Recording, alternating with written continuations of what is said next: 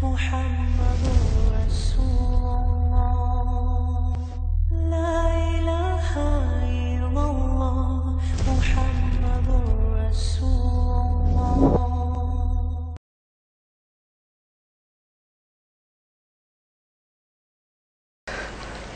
আলহামদুলিল্লাহ। আজকে আমাদের আলোচনার বিষয় ছিল অমুসলিমদেরকে দাওয়াত দেওয়ার ক্ষেত্রে কি কি ধরনের প্রশ্ন আসে তাদের পক্ষ থেকে, এগুলো কি জবাব হতে পারে। অমুসলিমদেরকে দাওয়াত দেওয়ার বিষয়টি এমন একটি বিষয় যে রাসূলুল্লাহ সাল্লাল্লাহু আলাইহি ওয়াসাল্লাম শুধু নন, সমস্ত নবীরা দুনিয়াতে এসে অমুসলিমদেরকে দাওয়াত দিয়ে, আল্লাহ ভোলা লোকদেরকে দাওয়াত দিয়ে আল্লাহর সাথে সম্পর্ক জুড়িয়ে দিয়েছেন। সমস্ত নবীদের একই কাজ ছিল, সমস্ত নবীদের একই দাওয়াত ছিল, কুলু লা ইলাহা ইল্লাল্লাহ, কুলু লা ইলাহা ইল্লাল্লাহ, লা ইলাহা ইল্লাল্লাহ বলো তুফলিহুন, কামিয়াব হয়ে যাবে। সেই হিসেবে আমাদের শেষ নবী মুহাম্মদ আরবি সাল্লাল্লাহু আলাইহি সাল্লাম, ওনারও একই কাজ ছিল, এই কাজই করেছেন। 100% অমুসলিমদের মাঝে নবী এসেছেন, আর ওই অমুসলিমদেরকে দাওয়াত দিয়ে দিয়ে মুসলমান বানিয়েছেন। মুসলমান হওয়ার পর তারপরে মেহনতটা দুই ভাগ হয়ে গিয়েছে। একটি মেহনত ছিল অমুসলিমদের মাঝে দাওয়াত দেওয়া, আরেকটি মেহনত ছিল যারা মুসলমান হয়েছে তাদেরকে কিভাবে ইসলাম শেখানো যায়, নামাজ শেখানো যায়, ইমানকে মজবুত করানো যায়, সেই বিষয়ে মেহনত করা, তাদের আত্মশুদ্ধি করা, জিহাদের প্রশিক্ষণ নেওয়া, জিহাদের ফিল্ডে নিয়ে জিহাদের বাস্তবায়ন করানো। আমরা যখন ফিল্ডে দাওয়াত দিতে যাচ্ছি, বিভিন্ন সময় বিভিন্ন এলাকায় যাচ্ছি, বাংলাদেশের বিভিন্ন এলাকায় আলহামদুলিল্লাহ সফর হয়েছে। আবার অনেক অমুসলিমরা আমাদের এখানেও আসছে। গত কিছুদিন আগে আমাদের তেজগাঁও মাদ্রাসায় সেই কুড়িগ্রাম থেকে রনি রায় নামে এক ভাই এসেছেন, তাকে ঘণ্টাখানিক কথা বলা হয়েছে। কথা বলার পর তাকে একটি মন্ত্র শিখিয়ে দিয়েছি, সেই মন্ত্রের কথা আমি কিছুক্ষণ পরে বলবো। সেই মন্ত্র শিখিয়ে দিয়েছি সকালে। বিকালে তারই মামা কিছুদিন আগে মুসলমান হয়েছিল, তার মামাকে বলে দিলাম ফোনে, তাকে এখন কালেমা পড়ায় দাও। বিকালে সে কালেমা পেশ করলো, সে কালেমা পড়ে ফেললো, মুসলমান হয়ে গেল। এই জন্য আমাদেরকে খেয়াল রাখতে হবে, এই অমুসলিমদের দাওয়াত দেওয়ার জন্য আসলে কোনো ধরনের কোনো মূলনীতি নয়। মূলনীতি একটাই, কোরআনের আয়াত। আমরা তাদের সামনে কোরআন তেলাওয়াত করব, কোরআন তেলাওয়াত করলেই কোরআনের প্রভাব তার অন্তরের ভিতরে যে গেঁথে যায় এবং একটা পর্যায়ে সে মুসলমান হয়ে যায়। আমাদের কিছু সাথীদের কারগজারি এমনও আছে যে সে কোরআন পড়তে পড়তে মুসলমান হয়ে গিয়েছে। অর্থাৎ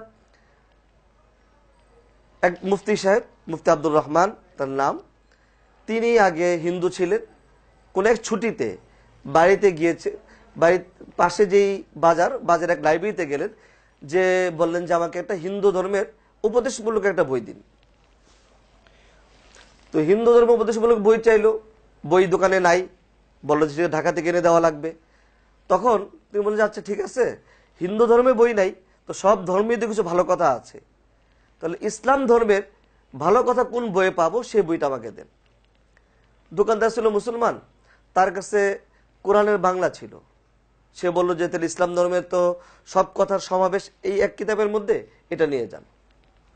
সে কোরআন নিয়ে আসলো বাড়িতে, এনে কোরআনের উপরের কভারেই সে লেখলো কলমে যে হে ভগবান, আমি যেন পথভ্রষ্ট না হই, অর্থাৎ আমি যেন মুসলমান হয়ে না যাই। তার উদ্দেশ্য ছিল, তার কাছে সত্য ধর্ম হিন্দু ধর্ম। সে এটা লেখার উদ্দেশ্য হলো যে আমি কোরআন পড়ছি মুসলমানদের ভালো জিনিস শেখার জন্য, মুসলমান হওয়ার জন্য না। কিন্তু তার কাছে পথভ্রষ্টতার উদ্দেশ্য হলো মুসলমান হওয়া, যে হে ভগবান, হে রাম, আমি যেন পথভ্রষ্ট না হই।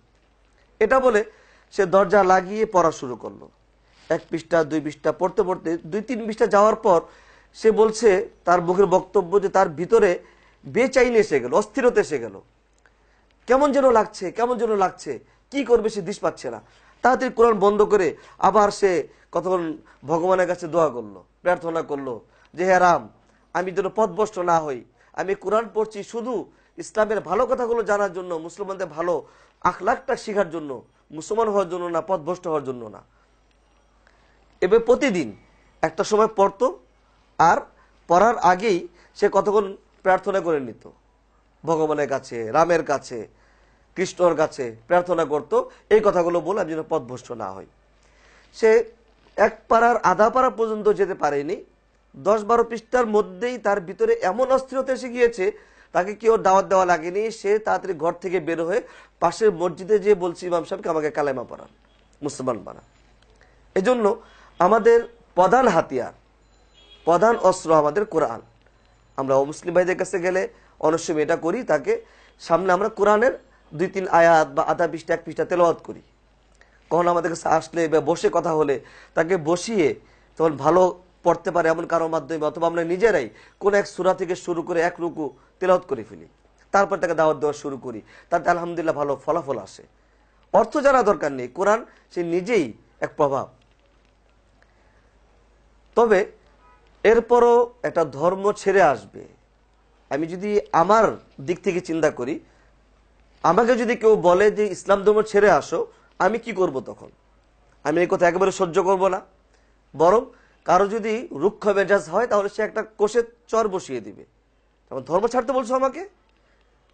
কিন্তু আমরা তো তাকে সেই কথাটাই বলছি, সেও তো চর মারারই কথা, কিন্তু আলহামদুলিল্লাহ চর মারছে না। এই জন্য যে সত্যটা বোঝার মানসিকতা আছে, হিন্দু, খ্রিস্টান, বৌদ্ধ সব ধর্মের কাছে যে আমরা দেখেছি সত্য মানার মানসিকতা, সত্য বোঝার মানসিকতা আছে তাদের মধ্যে, তাই তারা আমাদেরকে তাড়িয়ে দিচ্ছে না।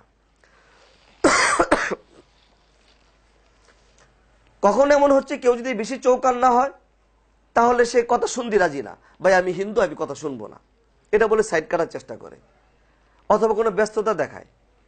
তখন আমরা তাদের কাছে বলি, ভাই আপনি হিন্দু, তাতে কি হয়েছে? আপনার কপালে তো লেখা নেই হিন্দু, আর আমার কপালে লেখা নেই মুসলমান। যেহেতু কারো কপালে হিন্দু আর মুসলমান লেখা নাই, আমাদের দুইজনেরই চেহারার আকৃতি, হাত পা সবই তো একই রকম। আমার 2 হাত, আপনার 2 হাত, আমার 2 পা, আপনার 2 পা, আমার চোখ, নাক, মুখ যেভাবে আছে আপনার তেমনই আছে। তা আমাদের মাঝে দূরত্ব কেন? তা আপনাকে কে সৃষ্টি করেছে? এখানে একটি মূলনীতি হলো যে কোরআনে এসেছে তাআলাউ ইলা কালিমাতিন সাওয়াইন বাইনানা ওয়া বাইনাকুম, যে কাউকে দাওয়াত দিতে গেলে আমরা এই মূলনীতিটা অবলম্বন করব, যে এমন কথা নিয়ে আসবো যে কথাটা আমাদের মাঝে এবং তাদের মাঝে সাওয়া সাওয়া, বরাবর, মানে আমরাও মানি তারাও মানে। শুরুতে যদি আমরা সাংঘর্ষিক কথা নিয়ে আসি, শুরুতে সে দূরে সরে যাবে। সাংঘর্ষিক কথা নয়, এমন কথা বলি যে কথাগুলো আমরা তারা একই বিশ্বাসী। সেই ক্ষেত্রে আল্লাহকে আমরা মালিক বলি, মালিক ইয়াউমিদ্দিন কোরআনে এসেছে। আর ওরাও, হিন্দু ধর্মের লোকেরা, খ্রিস্টান ধর্মের লোকেরা, তারাও মালিক বলে আল্লাহকে।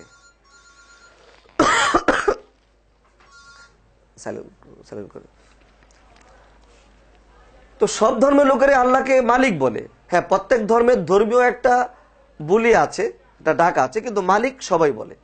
তা আমরা সেই কথাটাই বলি, ভাই তোমাকে কে বানিয়েছে? ওই এক মালিক। আমাকে কে বানিয়েছে? সেই এক মালিক। একই মালিক যদি তোমাকে বানায় আর আমাকে বানায়, তাহলে আমার আর তোমার সৃষ্টিকর্তা একজন।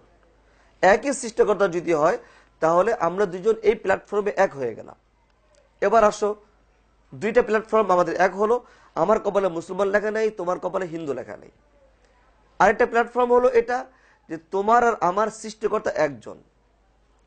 3 নম্বরে আসো, তোমার শরীর কাটলে রক্ত বের হবে লাল, আমার শরীর কাটলে নীল বের হবে না, সেও বলে না, লাল বের হবে।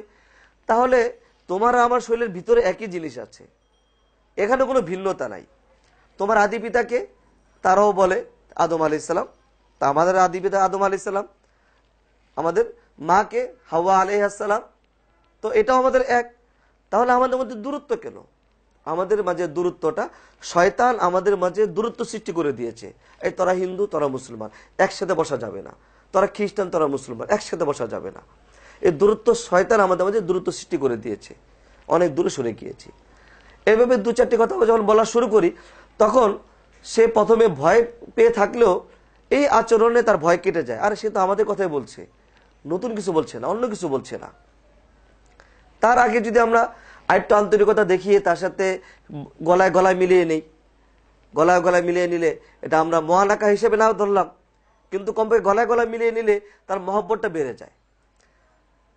নীলফামারী সৈয়দপুরে গিয়েছিলাম, সেখানে হিন্দু ভাইদের উদ্দেশ্যে একটা ওয়াজ মাহফিল হয়েছিল। আমাদের 2 দিন পর্যন্ত এলাকায় মাইকিং করা হয়েছে, হিন্দু ভাইদের উদ্দেশ্যে ওয়াজ মাহফিল হবে। এভাবেই মাইকিং করা হয়েছে, হিন্দু ভাইদের উদ্দেশ্যে ওয়াজ মাহফিল হবে অমুক তারিখ সন্ধ্যার পর, অমুক বাজারে হবে, 3 রাস্তার মোড়, বাজারে, কোনো গোপন এলাকায় নয়। তো এই মাইকিং এ মানুষ আশ্চর্য হচ্ছিল। মাহফিল যেদিন হবে সেদিন সকাল থেকে নিয়ে আমরা দুটি গ্রামে সাথীকে 2 ভাগ করে পাঠিয়ে দিলাম। প্রত্যেকের ঘরে ঘরে গিয়েছে, প্রত্যেকের দোকানে দোকানে, খেতে খেতে, খেতে যাওয়ার পর খালি গায়ে শরীরে ময়লা লাগানো। এই অবস্থায় যখন নাকি তাকে আমরা বুকে জড়িয়ে ধরেছি, এই ময়লাযুক্ত শরীরের সাথে সাথে আমার এই সুন্দর একটা পোশাক থাকে, সাদা পোশাক বা জুব্বা পরা, মার দেওয়া পাঞ্জাবি, এই অবস্থায় তাকে জড়িয়ে ধরেছি। তখন সে বলছে, হুজুর আমার শরীরে মাটি। ভাই, মাটি দিয়ে আল্লাহ আমাদের সৃষ্টি করেছেন, সমস্যা কি? তো এই কথাই সে প্রথমেই গলে যায়। আলহামদুলিল্লাহ, প্রথমে সে গলে যায়, যার এই এলাকার মুসলমান এই পর্যন্ত আমাদের সাথে কোনদিন এই ব্যবহার করেনি। এভাবে জড়িয়ে ধরলো, হুজুরের কথাটা শুনি। আলহামদুলিল্লাহ, এমনও হচ্ছে অনেক সময় পর্দার আড়াল থেকে মা বোনেরা, তারা তো পর্দা বুঝে না, তারা অনেক সময় সামনে এসে যায়। সামনে এসে তারাও বলা শুরু করে, যদি আমাদেরকেও বলেন, আমরাও তো ইসলামের কথা শুনতে পারি। কোনো কোনো সময় যদি আমাদের বড়দের পক্ষ থেকে নিষেধ আছে যে শুরুতেই মহিলাদেরকে দাওয়াত না দেওয়া, আমরা পুরুষদের মাধ্যমে মহিলাদেরকে দাওয়াত দিব। কিন্তু কোনো কোনো ক্ষেত্রে আমরা বাধ্য হয়ে, যখন নাকি তারা ভালোকে গিয়েছিলাম, সেখানে পুরুষদের দাওয়াত দিচ্ছি, মহিলারা বাড়ির ভিতরে নিচে চাটাই বিছিয়ে বসার জায়গা করে আশেপাশের সমস্ত বাড়ির মহিলাদেরকে ডেকে তারাই জমিয়েছে, আমরা বলিনি। তারাই জমিয়ে বলতেছে, হুজুর পুরুষদেরকে দাওয়াত দিচ্ছি না, আমরা কি অপরাধ করেছি, আমাদেরকেও দাওয়াত দেন। এখন কি করব? বেকায়দা বললাম, তারা বসা আছে সামনে। তখন আমরা ওখানে যে অন্যদিকে মুখ করে তখন আমরা নিচের দিকে তাকিয়ে আমরা সেখানে আলোচনা করে এসেছি। আলহামদুলিল্লাহ, ফায়দা হয়েছে। ওই সফরে 95 বছরের একজন বয়স্ক মুরব্বী, যে পুরো সুস্থ, তার দেমাগ তখন কাজ করছিল, তাকে যখন দাওয়াত দিচ্ছিলাম তার চোখ দিয়ে টপ টপ করে পানি পড়ছিল। সে বলছিল যে, হুজুর আমি 95 বছর হয়ে গিয়েছে, এতদিন মানুষের হায়াত পায় না, মালিক আমাকে হায়াত দিয়েছে, এখন যদি এই পরে মারা যাই আর যদি নরকে যাই তাহলে আমার পুরো জীবনটা বৃথা গেল। সেই বলছে আমাকে কালেমা পড়িয়ে দিন। তাকে আমরা কালেমা পড়িয়ে দিয়ে আসলাম, আলহামদুলিল্লাহ। তো এইভাবে আলহামদুলিল্লাহ ফলাফল আসছে। এই ক্ষেত্রে আমাদের এক সাথী, আমাদের সাথী বলতে দাওয়াতি কাজের সাথী, বাকি বয়স আমার থেকে অনেক মুরব্বী, মুসা ভাই, যার নাম না বললেই হচ্ছে না, তিনি আমাদেরকে একটি মূলনীতি শিখিয়েছেন। এই দাওয়াতি কাজ শেখার জন্য কিছুদিন মুসা ভাইয়ের বাড়িতে গিয়েছিলাম। তিনি কিছুদিনের মধ্যে যে কদিন ছিলাম এই কদিন খুব মেহমানদারি করেছেন, কিন্তু বিশেষ কিছু শিখার নাই। একটা কথা শিখিয়েছেন দাওয়াতের ক্ষেত্রে, মোহাব্বত খুদ রাহবার হ্যায়। এই একটা কথা, মোহাব্বত খুদ রাহবার হ্যায়। এই কথাটাকে যদি আমি ব্যাখ্যা করি, যে মোহাব্বত আমার পথ প্রদর্শক। স্বাভাবিকভাবে আমরা দেখি, আমরা সমাজে দেখছি, দুনিয়াতে যে ছেলে মেয়ের মাঝে মহব্বত সৃষ্টি হয়। একটা ছেলে একটা মেয়েকে পছন্দ করেছে, বা মেয়ে ছেলেকে পছন্দ করেছে। পছন্দ করার পর এবার বলেন আপনারা, কোনো স্কুল কলেজ ভার্সিটিতে কি কোনো ক্লাস আছে এই বিষয়ের, যে কেউ কাউকে পছন্দ করে তাকে কিভাবে পাওয়া লাগবে টেকনিক শিখানোর কোনো ক্লাস আছে? কোথাও কোনো ক্লাস নাই। এই ব্যাপারে কোনো বইও বের হয়নি, এই ব্যাপারে কোনো লেকচারও নেই যে কোনো ছেলে কোনো মেয়েকে পছন্দ করেছে, এখন এই মেয়েকে কিভাবে পাবে এই ব্যাপারে কোনো টেকনিক কেউ শিখায় দেয়নি। কিন্তু এই ছেলেটি ওই মেয়ে পর্যন্ত পৌঁছে যাচ্ছে, অথবা মেয়েটি ছেলে পর্যন্ত পৌঁছে যাচ্ছে, একটা পর্যায়ে সম্পর্ক হয়ে যাচ্ছে, একটা পর্যায়ে এই সম্পর্কটা এই পর্যায়ে চলে যাচ্ছে, ছেলে বা মেয়ে বা দুজনই তার বাবা মা ভাই বোন আত্মীয় স্বজন সবাইকে ছেড়ে বাড়ি থেকে বের হয়ে পালিয়ে যেয়ে তারা বিয়ে করছে, সংসার করছে, এভাবে বহুকাল পার হয়ে যাচ্ছে। তো কিসে করলো এটা? তার মহব্বত। যখন এই ছেলেটা মেয়েকে মহব্বত করতে শুরু করেছে, মহব্বত তাকে শিখিয়ে দিয়েছে মেয়েটাকে কিভাবে পাবো। মহব্বত তাকে শিখিয়ে দিয়েছে যে তার সাথে কিভাবে কথা বলা শুরু করব, কিভাবে তার অ্যাড্রেসটা নিব, কিভাবে তার মোবাইল নাম্বারটা আমি কানেকশন করব, সবকিছু মহব্বত তাকে শিখিয়ে দিয়েছে। কেউ তাকে রাস্তা বলে দেয়নি, তার মহব্বত তাকে রাস্তা বের করে দিচ্ছে। হ্যাঁ, সে ফ্রেন্ড সার্কেলের সহযোগিতা নিয়েছে, এটাও তো তার মহব্বতের কারণেই। তাই আমরা যদি কোনো অমুসলিম ভাইকে মহব্বত করতে শিখি, সে মহব্বত আমাকে তার ঘর পর্যন্ত পৌঁছে দিবে, ব্যক্তি পর্যন্ত পৌঁছে দিবে, এবং তার সাথে আমার আন্তরিকতা হয়ে গেলে ওই অমুসলিম ভাই আমার জন্য তার ধর্ম ছেড়ে ইসলাম ধর্ম গ্রহণ করবে ইনশাআল্লাহ। তবে কয়েকটি বাধার সম্মুখীন হওয়া লাগে অমুসলিম ভাইদের, বা তাদের পক্ষ থেকে আমরা কিছু প্রশ্নের সম্মুখীন হই। তার মধ্য থেকে একটি প্রশ্ন হলো যে তারা সবকিছু বোঝার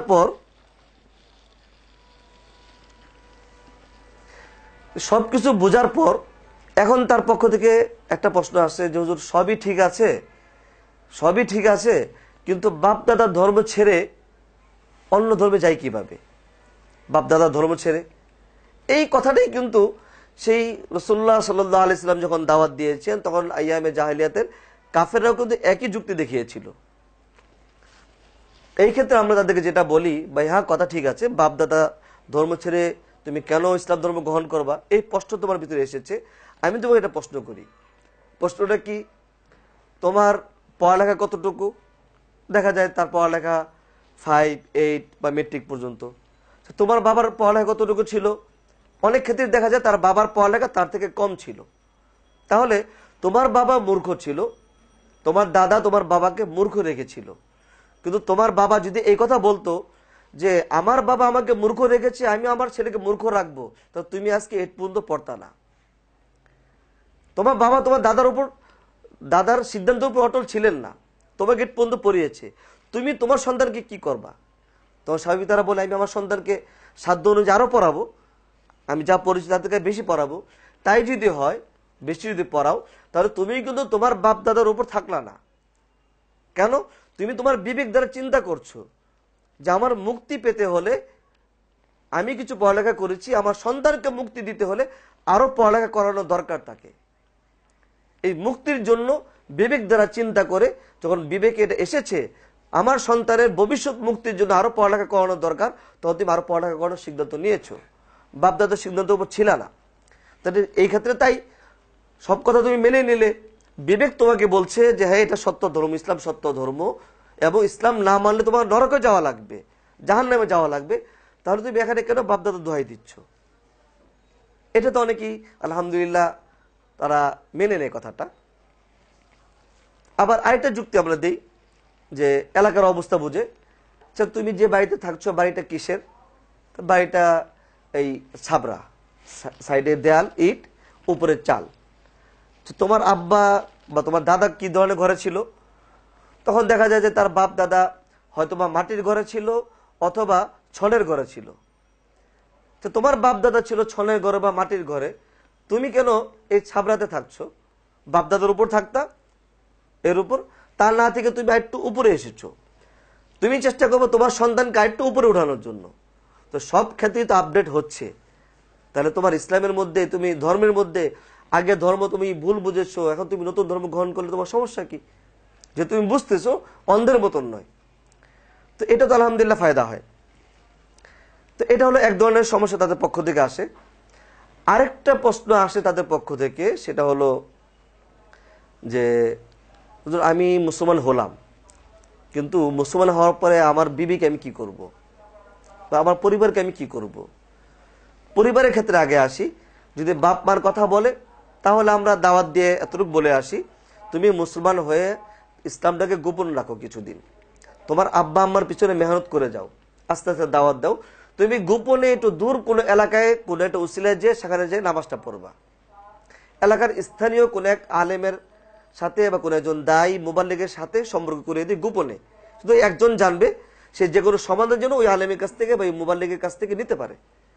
বাড়িতে তুমি গোপন রেখে মেহনত চালিয়ে যাও, আপনার আমানত, আপনার সমীপে আপনার আমানত, এই বইটা দিয়ে আসি, এটা দাও, পড়তে থাকো।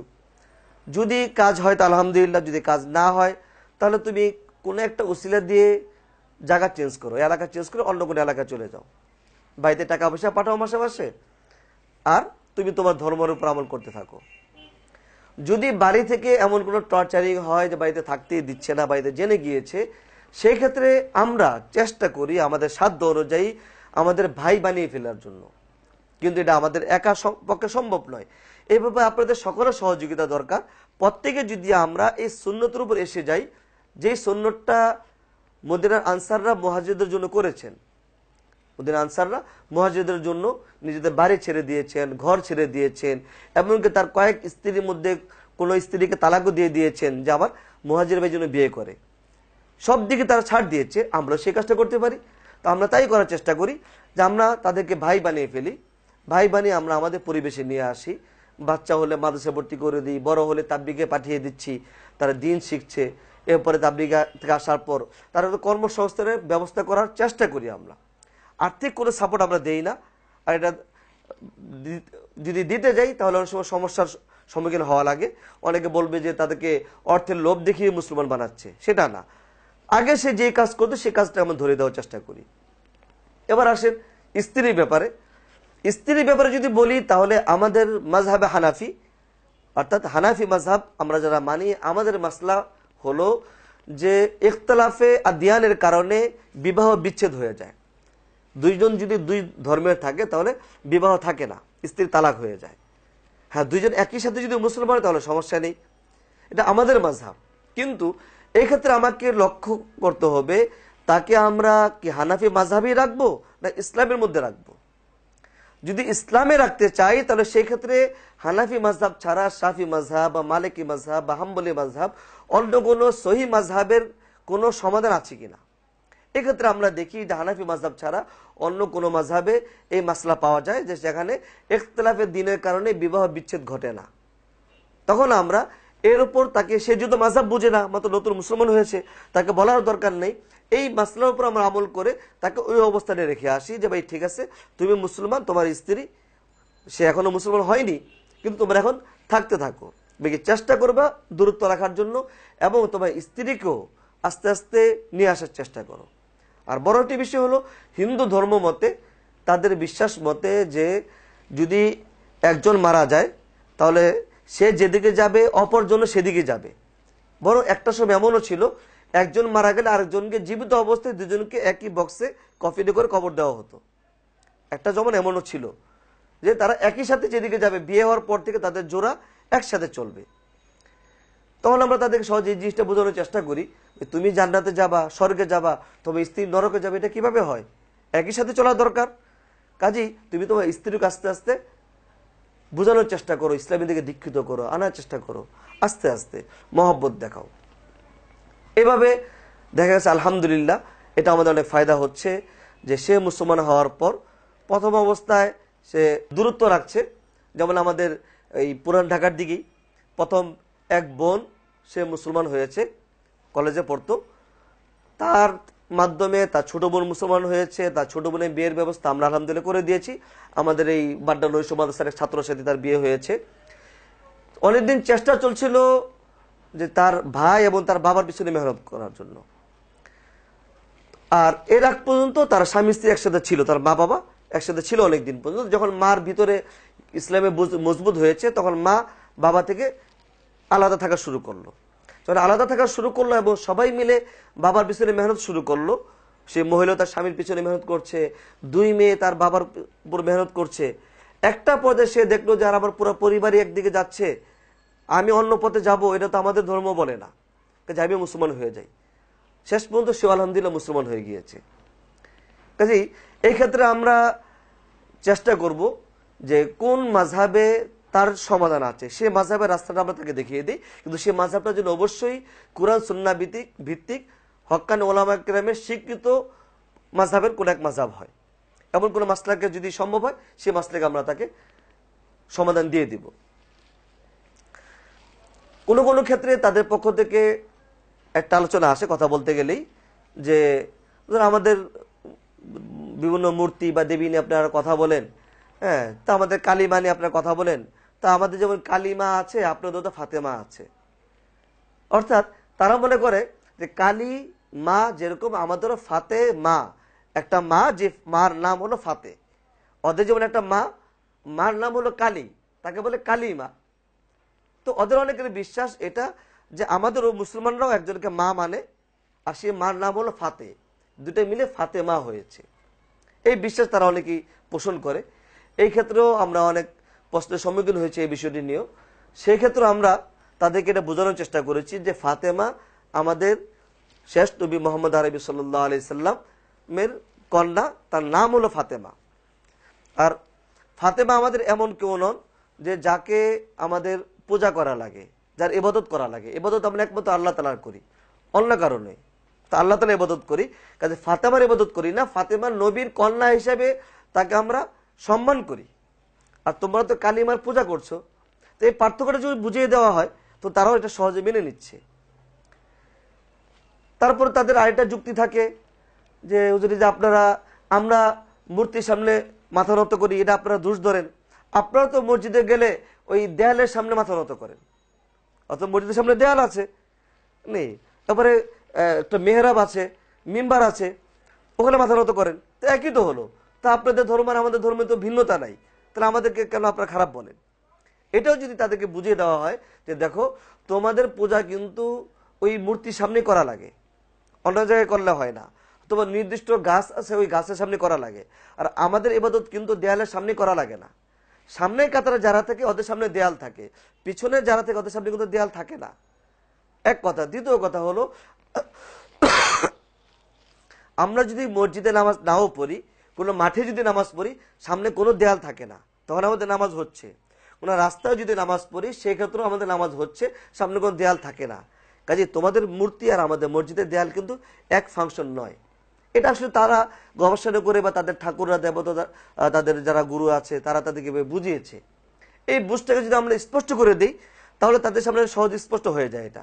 তো এই কথা বলার সাথে সাথে তারা বলে যে আচ্ছা, আমরা তো আসলে এভাবে বুঝি নাই, আমাদেরকে তারা, আমাদের ঠাকুররা বা আমাদের গুরুরা আমাদেরকে বুঝিয়েছে যে মুসলমানরা পূজা করে, যেমন আমরা মূর্তি পূজা করি, তারা দেয়ালে পূজা করে। যেমন আমরা রাম বলি, মুসলমানরা রাম বলে। কোথায় রাম বলে? তারা হারাম বলে, হারাম বলে নেই। আমরা তো শুধু রাম বলি, ওরা আরো মজবুতের সাথে বলে হারাম, হারাম, হ্যাঁ রাম, হ্যাঁ রাম। তো যখন তাদেরকে বুঝিয়ে বলি যে ভাই এই হারাম না, শব্দটা হারাম, এটা একটা হুকুম, অর্থাৎ কোন একটা কাজের বৈধ আর অবৈধতার ক্ষেত্রে আরবি শব্দ ব্যবহার করা হয়। বুঝিয়ে দিলে তারা বুঝে আচ্ছা তাই নাকি। আমাদেরকে তো অনেকে এটা বলেছে যে আমরা রাম ডাকি, রামকে ডাকি, তো মুসলমানও রামকে ডাকে, আর মজবুতির সাথে তারা রামকে ডাকে, এভাবে ডাকে, হ্যাঁ রাম, এভাবে বলে। তো এই সবকিছু হলো তাদের বোঝার ভুল। এই কথাগুলো যখন আমরা যদি বুঝিয়ে দিচ্ছি, আলহামদুলিল্লাহ সাফ হয়ে যাচ্ছে। এটা হলো হিন্দু ভাইদের ক্ষেত্রে আলহামদুলিল্লাহ আমাদের বড় ধরনের সমস্যা হয় না। হিন্দু ভাইদেরকে দাওয়াত দেওয়ার ক্ষেত্রে এই সমস্যাগুলো, জটিলতা আসে, এই প্রশ্নগুলো তারা করে থাকেন। আর এই প্রশ্নগুলোর উত্তর যদি আমরা মহব্বত নিয়ে, খেয়াল রাখতে হবে আমাদের, তারা কখনো কথা বলতে গেলে এমন কোনো কথা বলে ফেলতে পারে যেটা আমার মানে দিমাগ খারাপ করে ফেলবে, আমার ইজ্জতে লাগবে, আমার প্রেস্টিজে লাগবে। কিন্তু মনে রাখতে হবে আমি দায়ী, আমি দায়ী। অকুল আল্লাহ কওলাল লাইয়িনা লাআল্লাহু ইয়াতাযাক্কারু আও ইয়াখশা, যে আল্লাহ তাআলা নির্দেশ যে কওলাল লাইয়িনা, নরম ভাষায় কথা বলতে হবে। উদউ ইলা সাবিলি রাব্বিকা বিল হিকমা, হিকমত পূর্ণ কথা বলা লাগবে, হিকমত পূর্ণ। কাজী রাগ হওয়া যাবে না। এমন কথাও যদি বলে যেটা আমারকে অনেক বড়, আমার জন্য অনেক বড় গালি হচ্ছে, সেই ক্ষেত্রে আমাকে ধৈর্য ধারণ করা লাগবে এবং চেষ্টা করবো আমরা কোনো সলিউশন দেওয়ার জন্য। সলিউশন যদি দিতে না পারি, তাহলে আমরা তার সাথে হায়ের উপর কথাবার্তা বলে, আচ্ছা ভাই ঠিক আছে, আপনি বিষয়গুলো চিন্তা করেন, আমরা আমাদের ধর্ম নিয়ে গবেষণা করছি, পাশাপাশি আপনার ধর্ম নিয়ে গবেষণা করছি, আপনাদের বেদ পড়ছি, পুরাণ পড়ছি, আপনারাও আপনাদের ধর্মের পাশাপাশি আমাদের ধর্মের যে বইগুলো আছে, কিতাব আছে, এগুলো নিয়ে গবেষণা করেন, এতটুকু দাওয়াত দিয়ে আসি। আরেকটু অগ্রসর হয়ে, আচ্ছা ভাই আপনাকে একটা মন্ত্র বলি, হিন্দু ভাইরা যেহেতু মন্ত্রে বিশ্বাসী, হ্যাঁ ভাই একটা মন্ত্র শিখিয়ে দিই আপনাকে। এই মন্ত্রটা আপনার বিভিন্ন বিপদে কাজে লাগবে। যেটা আমি কিছুক্ষণ শুরুতে বলেছিলাম যে আমাদের ওই রনি রায়কে শিখিয়েছিলাম, যে একটা মন্ত্র শিখিয়ে দিই, এই মন্ত্রটা আপনাকে বিপদ থেকে উদ্ধার করবে, বড় বড় মুসিবত থেকে আপনাকে বাঁচাবে। কি মন্ত্র? মন্ত্র কথা বলে তারা খুব আগ্রহী হয়। মন্ত্রটা হলো ইয়া হাদি ইয়া রহিম, এই মন্ত্র। তো ইয়া হাদি ইয়া রহিম, ইয়া হাদি মানে হে হেদায়েত দানকারী, আমাকে হেদায়েত দাও, সত্যপথ দেখাও। আর সবাই সত্যপথ চাই, আমরা সত্যপথ চাই, হিন্দু ভাইরা সত্যপথ চায়, খ্রিস্টান ভাইরা সত্যপথ চায়, সবাই সঠিক পথে চলতে চায়, এই ব্যাপারে কারো কোনো দ্বিমত নেই। কাজেই সত্য পথের অনুসন্ধি হয়ে সে যদি সত্য পথকে চায়, সে পথ প্রদর্শকের কাছে, তা দোষের কিছু নাই। আর ইয়া রহিম মানে হে দয়ালু, তুমি দয়া করো। সবচেয়ে বড় দয়া তো এটাই যে নরকের আযাব থেকে আমাকে বাঁচাও, সবচেয়ে বড় দয়া এটাই। বিপদ থেকে বাঁচাবে দুনিয়াতে, সবচেয়ে বড় বিপদ তো এটাই যে আল্লাহ তাআলাকে বাদ দিয়ে অন্যের পূজা করছে, কুফরি করছে, শিরিক করছে। ইন্না শিরকা লাযুলমুন আযীম, এটা তো সবচেয়ে বড় বিপদ। এই বিপদ থেকে বাঁচার জন্য এই দোয়াটা পড়া। তো আলহামদুলিল্লাহ আমাদের সেই রনি রায়কে সকালে এই আমলটা দিয়ে আসলাম, বিকেলে আমরা ফলাফল পেয়ে গেলাম। এটা আলহামদুলিল্লাহ আমরা অনেকেই এই আমলটা দিই, মন্ত্র হিসেবে বলে আসি ওদেরকে, বাকি এটা একটা দোয়া, একটা ওজিফা বলতে পারি, আমরা একটা ইবাদত জিকির বলতে পারি, বা তাদের পরিভাষা মন্ত্র, বাস এতটুকু বলে আসি। আর খ্রিস্টান ভাইদের ক্ষেত্রে এই ক্ষেত্রে আমাদের কিছুটা জটিলতা সম্মুখীন হওয়া লাগে, কারণ খ্রিস্টান ধর্মের ভাইয়েরা তারা কিছুটা ওই বলে তর্ক পছন্দ করে, তারা সহজেই কথা মেনে নিতে চায় না। তাদের কাছে গেলে আমরা বেশ কিছু প্রশ্নের সম্মুখীন হই। তার মধ্যে থেকে একটি প্রশ্ন, 2-4টি বলবো আমি, সময় কম। একটি প্রশ্ন হলো, তারা একটা যুক্তি দেয় যে ভাই কেউ কোনো পথে যাচ্ছে, এক জায়গায় 3 রাস্তার মোড় পড়লো, 3 রাস্তার মোড়ে পড়ে আপনি যাবেন ঢাকার দিকে। এখন পথ তো 3টা, কোনটা ঢাকার পথ আপনি জানেন না। এক্ষেত্রে সামনে 2 জন লোক আছে, একজন লোক ঘুমিয়ে আছে, আরেকজন জাগ্রত অবস্থায় বসে আছে। এখন আপনি কাকে পথ জিজ্ঞাসা করবেন? তো স্বাভাবিকভাবে আমাদের স্বাভাবিক দিমাগ তো এটাই বলে যে ঘুমিয়ে আছে তো সে ঘুমিয়ে আছে, যে বসে আছে জাগ্রত অবস্থা তাকে পথ জিজ্ঞাসা করব। তো এই যুক্তি দিয়ে খ্রিস্টান ভাইয়েরা তারা সহজেই বলে যে দেখেন, আপনাদের আমাদের মধ্যে এই জায়গাটি হলো পার্থক্য, যে আমরা সবাই সঠিক পথ চাই, কিন্তু আমাদের সামনে রাস্তা অনেকগুলো, সবাই জান্নাতে যেতে চাই, সামনে অনেকগুলো রাস্তা। আমার সামনে 2 জন ব্যক্তি, একজন হলেন মুহাম্মদ সাল্লাল্লাহু আলাইহি সাল্লাম, যিনি মৃত কবরে শুয়ে আছেন, ওদের দাবি বলছি, আর আরেকজন হলেন ঈসা আলাইহিস সালাতু ওয়াস সালাম, যিনি জীবিত। অথচ এই কথাটা তারা মুখে বলে, কিন্তু তাদের বিশ্বাস কিন্তু আবার এটা না। তাদের বিশ্বাস হলো ঈসা আলাইহিস সালামকে শুলিতে চড়ানো হয়েছে। এখানে কিন্তু কথা মায়ের পেছ খেয়াল রাখা লাগবে। আমাদের বিশ্বাস ঈসা আলাইহিস সালাম সম্পর্কে, ওয়ামা কাতালুহু ওয়ামা সালাবুহু ওয়ালাকিন শুব্বিহা লাহুম, ঈসা আলাইহিস সালামকে হত্যা করা হয় নাই, শুলিতে চড়ানো হয়নি। আর ওদের বিশ্বাস হলো ঈসা আলাইহিস সালামকে শুলিতে চড়ানো হয়েছে, তিনি মারা গিয়েছেন। কিন্তু ওরা দাওয়াতের ক্ষেত্রে এসে এই যুক্তিটা ফিট করে যে মুহাম্মদ সাল্লাল্লাহু আলাইহি সাল্লাম মৃত, ঈসা আলাইহিস সালাম জীবিত। এখন সামনে পথ অনেকগুলো, 2 জন ব্যক্তির মধ্যে কাকে আমি জিজ্ঞাসা করব? একটু আগে আপনার থেকে কিন্তু উত্তর নিয়েছে যে যিনি জীবিত বা যিনি জাগ্রত বসা, তাকে জিজ্ঞাসা করব। তাহলে একটু আগে ওই উত্তরের কারণে কিন্তু আমরা এখানে ফেসে যাব। আলহামদুলিল্লাহ আমাদের আকাবির ও আসলাফরা, আমাদের বড়রা, তারা কিন্তু এই বিষয়ে অনেক কাজ করে গিয়েছেন, আমাদের জন্য সব রেখে গিয়েছেন। এই প্রশ্ন অনেক আগেও তারা করত, তখন আমাদের বড়দের পক্ষ থেকে উত্তর এসে গিয়েছে, যারে যে বসে আছে তাকে আমি কেন জিজ্ঞাসা করব? রাস্তা তো কারো বসে থাকার জায়গা না, রাস্তা তো চলার জায়গা। কেউ ক্লান্ত হয়ে গেলে সে বসে বসে আরাম করতে করতে সে ঘুমিয়ে গিয়েছে, আর সে তো জাগ্রত, যে বসে আছে সে কেন বসে আছে? সেও তো বসে আছে, সে পথ ভুলে গিয়েছে, রাস্তা খুঁজে পাচ্ছে না। এই জন্য সে দেখলো যে একজন লোক এখানে শুয়ে আছে, সে ঘুম থেকে উঠলে তাকে জিজ্ঞাসা করবো, এই অপেক্ষা সেও বসে আছে যে আমিও তার সাথে বসে থাকবো। কত সুন্দর উত্তর হয়ে গেল। তাহলে এই একটা সলিউশন আমরা পেলাম যে এখানে যে বসে আছে সেও পথভ্রষ্ট হয়ে বা পথ ভুলে বসে আছে, তাকে আমরা জিজ্ঞাসা করব না। এটা তাদেরকে উত্তর দেওয়ার জন্য। বাকি মৌলিক বিশ্বাস তো আমাদের এটাই, হযরত ঈসা আলাইহিস সালাতু ওয়াস সালামকে আল্লাহ তাআলা আসমানে উঠিয়ে নিয়েছেন। আর আমাদের নবী মুহাম্মদ আরবি সাল্লাল্লাহু আলাইহি সাল্লাম, তিনি দুনিয়ার হিসেবে মৃত্যুবরণ করেছেন, কিন্তু আম্বিয়া আলাইহিস সালাতু ওয়াস সালামরা কবরে জীবিত, এবং তারা কবরে তারা ইবাদত করছেন, নামাজ পড়ছেন, হাদিস দ্বারা প্রমাণিত এটা। আর দ্বিতীয় কথা হলো, এখন তো আমরা কাউকে জিজ্ঞাসা করার প্রশ্ন আসছে না।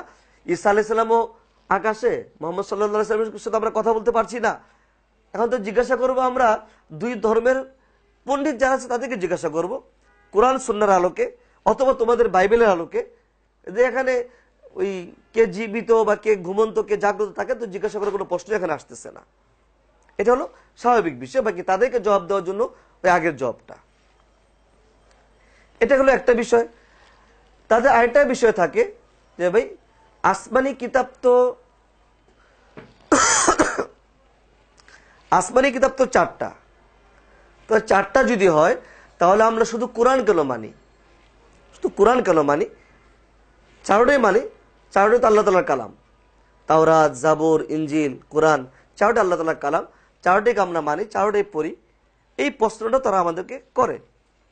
তো এই ক্ষেত্রে খুব সুন্দর জবাব, দুইটা জবাব দিব। একটা জবাব হলো এটা যে ভাই চারোটাই যদি আসমানি কিতাব মানার মতন হয় তোমাদের বিশ্বাস অনুযায়ী, তাহলে তোমরা যে বাইবেল করেছো, বানিয়েছো বা কিতাবুল মুকাদ্দাস তোমরা বানিয়েছো, এই কিতাবুল মুকাদ্দাসের মধ্যে এখানে কিতাবের নামগুলো আছে, কি কি কিতাব দিয়ে তারা এটা তৈরি করেছে, বা ভিতরেও এখানে আছে তাওরাত শরীফ, আছে জবুর শরীফ, নবীদের কিতাব, আর আছে ইনজিল শরীফ।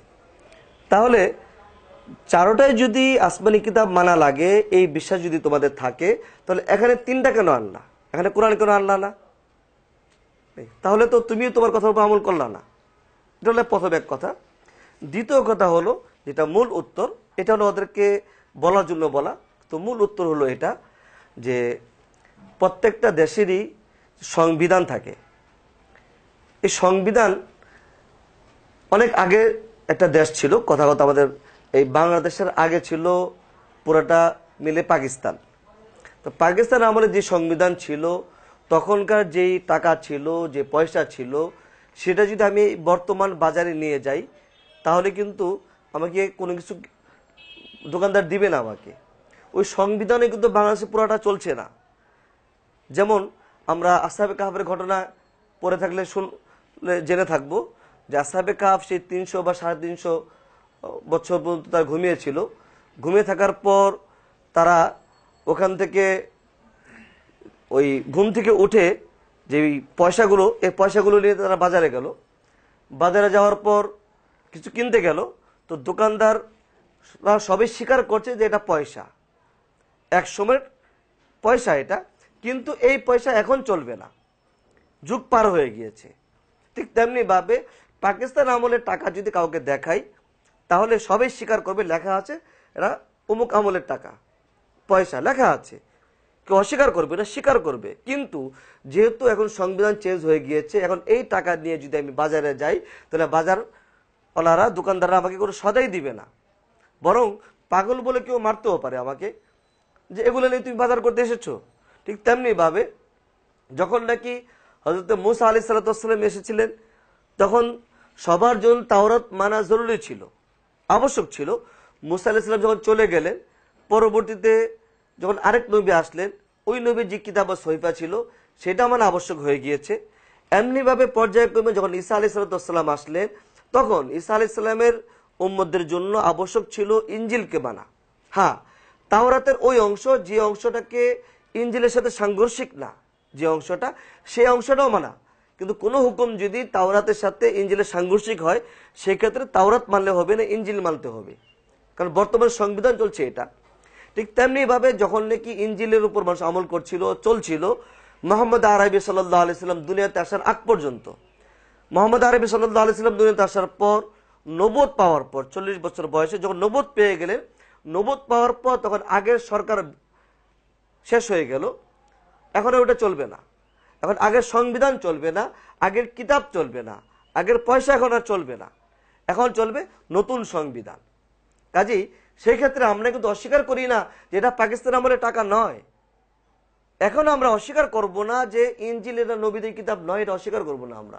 হ্যাঁ, ইনজিল শরীফ নবীদের কিতাব, ঈসা আলাইহিস সালামের কিতাব, জাবুর শরীফ দাউদ আলাইহিস সালামের উপর নাজিল হওয়া কিতাব, তাওরাত শরীফ হযরত মূসা আলাইহিস সালামের উপর নাজিল হওয়া কিতাব। সম্মানের সাথে নাম নিচ্ছি, মহব্বত করছি, এবং এই কথা স্বীকার করছি যে আমরা ঈমান এনেছি, আমানতু বিল্লাহি ওয়া মালাইকাতিহি ওয়া কুতুবিহি বলে ঈমান এনেছি। সব কিতাবের উপর, সব কিতাব আল্লাহ তাআলার পক্ষ থেকে। কিন্তু বর্তমানে চলবে শুধু কোরআনের সংবিধান, অন্য কোনো সংবিধান চলবে না। নতুন সরকার আসলে পুরাতন সরকারের হুকুম চলে না। আর একটা উত্তর দিয়ে আমি আলোচনা শেষ করব। আর একটা প্রশ্ন, সেটা হলো যে তাদের একটা কথা থাকে, সব নবীদেরকেই তো আল্লাহ তাআলা পাঠিয়েছেন, সব নবীদেরকে আল্লাহ পাঠিয়েছেন, তাহলে সব নবীদেরকে মানলে সমস্যা কি? নেই, সব নবীদেরকে মানি। এই ক্ষেত্রে ঠিক একই কথা, যে একই দেশে যদি একসময় একটা সরকার ছিল, কথার কথা উদাহরণস্বরূপ আমাদের বাংলাদেশে একসময় হুসেন মোহাম্মদ এরশাদ, একসময় হুসেন মোহাম্মদ এরশাদ তিনি প্রেসিডেন্ট ছিলেন। এখনো পত্র পত্রিকাগুলোতে লিখতে গেলে সম্মানের সাথে বলে সাবেক প্রেসিডেন্ট হুসেন মোহাম্মদ এরশাদ, এই কথা বলে। একসময় প্রধানমন্ত্রী বেগম খালেদা জিয়া আসে সাবেক প্রধানমন্ত্রী, এভাবে যখনই যে সরকার আসে, যে সাবেক প্রধানমন্ত্রী শেখ হাসিনা বা রানিং চললে তো রানিং হলে আর সাবেক বলা লাগে না, বাস প্রধানমন্ত্রী শেখ হাসিনা, প্রধানমন্ত্রী খালেদা জিয়া বা প্রেসিডেন্ট হুসেন মোহাম্মদ এরশাদ। কিন্তু আগে যিনি অতীত হয়ে গিয়েছেন তার কথা কিন্তু সমস্ত পত্র পত্রিকাওয়ালারা এবং সমস্ত মানুষ সম্মানের সাথে নিচ্ছে। কিন্তু এখন এই বছরের কথা যদি বলি, অর্থাৎ 2015 সাল চলছে, 2015 সালের এই নভেম্বর মাসে বাংলাদেশের শাসন চলছে আওয়ামী সরকারের হাতে। এখন বিএনপি সরকার বা জাতীয় পার্টির সরকার যদি বলে যে আমি 9 বছর রাষ্ট্র চালিয়েছি, হোসেন মোহাম্মদ এরশাদ যদি বলে 9 বছর আমি রাষ্ট্র চালিয়েছি, কাজী এখন আমি আমার মতন করে চলবো, এই সরকারের আওয়ামী সরকার হুকুম আমি মানবো না, এই কথা বলার কোনো অধিকার আছে? কোনো অধিকার নাই। এই কথা বললে নির্ঘাত তাকে জেলে যাওয়া লাগবে, বড় ধরনের শাস্তি হয়ে যাবে। সে যতবারই প্রেসিডেন্ট হোক না কেন তাকে কিন্তু বর্তমান সরকার হুকুমই মানা লাগছে। ঠিক তেমনি ভাবে যখন যেই নবী এসেছেন তখন সেই নবীর আমল চলছিল, যখন নাকি এক নবী অতীত হয়ে গিয়েছেন নতুন নবী এসেছে তখন এই নতুন নবীকে মানা লাগছে। পুরাতন কোন নবী যদি আবারও আসেন এই যুগে, তাহলে এই যুগে যেই নবীর হুকুম চলছে এই নবীর হুকুম মেনেই চলা লাগবে। সেই হিসাবে হযরত ঈসা আলাইহিস সালাম তিনি যদি আবারও আসেন, যদি না তা আসবেন, কিন্তু আবার আসবেন, তো উনি যখন আবার আসবেন তিনি তখনও বর্তমান সরকারের যে হুকুম চলছে অর্থাৎ মুহাম্মদ আরবি সাল্লাল্লাহু আলাইহি সাল্লামের যে হুকুম চলছে এই হুকুমই তাকে মানতে হবে। কাজেই এটাও একটা বিষয় যে এই প্রশ্নটা তারা করে যে ঈসা আলাইহিস সালাম আগেও নবী ছিলেন, পরেও নবী হবেন, তাকে আমরা এখন থেকে মানি। তাহলে এই উত্তরটা আমরা পেয়ে গেলাম যে হ্যাঁ তিনি আগে নবী ছিলেন। যখন নাকি নতুন নবী আসলেন তখন আগের নবীর নবুয়ত বাতিল হয়ে গিয়েছে, এই নবী আবার যদি আসেন তাহলে উনি উম্মত হয়ে আসবেন, যেমনি ভাবে হোসেন মোহাম্মদ এরশাদ বর্তমান সরকারের একজন জনগণ, তিনি এখন প্রেসিডেন্ট না। আগের প্রধানমন্ত্রী বেগম খালেদা জিয়া তিনি একসময় প্রধানমন্ত্রী ছিলেন, এই বলে তিনি কিন্তু বর্তমানে তার রুলসের উপর চলতে পারেন না, তিনি এখন জীবিত আছেন। তেমনি ভাবে ঈসা আলাইহিস সালাম জীবিত আছেন, কাজী তিনিও জীবিত আছেন মুহাম্মদ সাল্লাল্লাহু আলাইহি সাল্লামের অনুসারী হয়ে, দুনিয়াতে আবার আসবেন মুহাম্মদ সাল্লাল্লাহু আলাইহি সাল্লামের অনুসারী হয়ে। তো এটা হলো সহজ জবাব। আর একটা জবাবে আসে, সেটা হলো তারা যেটা বলে যে নবী তো নবী, নবী আবার উম্মত হয় কিভাবে, নবী আবার উম্মত হয় কিভাবে? দেখেন একটা স্বাভাবিক উদাহরণ, একই ব্যক্তি তার কিন্তু কয়েকটা পরিচয় থাকে। কি পরিচয়? আপনি যখন আপনি বাড়িতে ছিলেন তখন আপনার বাড়ির সন্তান আপনি, যখন আপনি কোনো স্কুলে বা মাদ্রাসায় এসেছেন তখন আপনার পরিচয় আপনি ছাত্র, যখন আপনি টিচার হয়েছেন তখন আপনার পরিচয় আপনি টিচার। তো পরিচয় কিন্তু এক থাকছে না, বদলে যাচ্ছে। ঠিক তেমনি ভাবে সাংসারিকভাবে যদি দেখেন যে এক সময় আপনি একজনের সন্তান ছিলেন, আপনার বাবা একজন ছিল, কিছুদিন পরে আপনি বিয়ে করার পরে আরেকজন আপনার সন্তান হয়েছে, আপনি আরেকজনের বাবা হয়েছেন। আগে কিন্তু আপনি সন্তান ছিলেন, আরেকজন আপনার বাবা ছিল, এখন কিন্তু আপনি বাবা হয়েছেন, আরেকজন আপনার সন্তান হয়েছে। তার কিছুদিন পরে দেখা যাবে যে আপনি হয়তো দাদা বা নানা হচ্ছেন, এখন কিন্তু আপনি কারো সন্তান নন, এজন্য নন যে আপনার বাবা মা মারা গিয়েছে। এখন আপনি কাউকে দেখাতে পারবেন না ইনি আমার বাবা, ইনি আমার মা, আপনার পরিচয় কিন্তু সেটা চলে গিয়েছে, ওই পরিচয় কিন্তু আর আসবে না। কাজে একজন মানুষের একটা পরিচয় একবার হওয়ার পরে এটা বদলাতে পারবে না, এটা কোনো রুলস নয় এটা। সেই হিসেবে ঈসা আলাইহিস সালাম তিনি একসময় নবী ছিলেন, পরবর্তীতে আবার আসবেন উম্মত হয়ে, যেহেতু এই সরকারের অধীনে আসবেন। যে এই মোটামুটি কয়েকটি বিষয়, এগুলো যদি আমরা মনে রাখি তাহলে ইনশাআল্লাহ আমরা কমপক্ষে পথভ্রষ্ট হব না। আর যে কোনো খ্রিস্টান ভাইকে যদি আমরা মহব্বতের সাথে তাদেরকে কথা বলি, বুঝাই, তাহলে ইনশাআল্লাহ তারা বুঝবে। তাছাড়া এই বাইবেল নিয়ে অনেক কথাই আছে, সেগুলো আর এখানে আলোচনা করবো না, এটা আমাদের অন্যান্য বিভিন্ন আলোচনায় এই আলোচনাগুলো এসেছে এবং সামনে আসবে ইনশাআল্লাহ। আল্লাহ তাআলা আমাদের সবাইকে পাক্কা সাচ্চা দায়ী হিসেবে কবুল করুক এবং দিনের দাওয়াত নিয়ে দুনিয়ার আনাচে কানাচে পৌঁছে যাওয়ার তৌফিক দান করুক এবং সমস্ত অমুসলিম ভাইদের কাছে ইসলামের সত্যতা তুলে ধরার তৌফিক দান করুক।